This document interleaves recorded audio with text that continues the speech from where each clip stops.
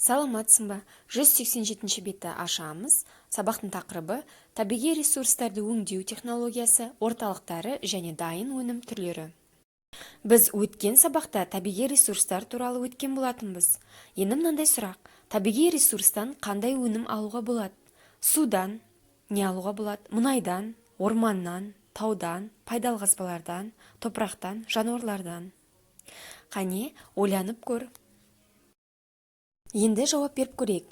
Судан энергия ауыз су аламыз, мұнайдан отын аламыз, орманнан ағаш, дәрі-дәрмек, пайдалы қазбадан әйнек, керамика, таудан құрылыс материалы, топырақтан ауыл шаруашылық өнімдері, жануардан тамақ жиналады екенбіз.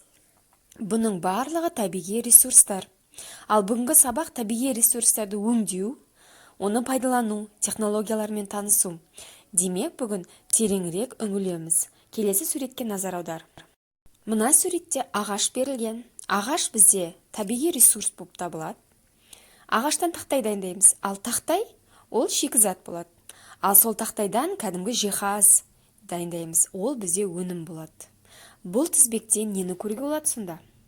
Сонымен ресурс дегеніміз не? Шикізат дегеніміз не? Өнім дегеніміз не? Жаңа осы бойы жауап бердік. Ойланайық. Келесі тоқыма өнеркәсібіндегі ішкі салалық байланыс. Егістіктен алғашқы өңдеу, яғни егістік шикізатынан талшық дайындаймыз. Талшықты иіру арқылы иірімжіп, тоқымашылық. Одан сұр мата аламыз, одан кейін дайын мата алады екенбіз. Алған білімдерімізді қорыту мақсатында мына сұрақтарға жауап берейік. Берілген сөздерді тиісті орнына қойыңыз. Табиғи ресурс, шикізат, өнім.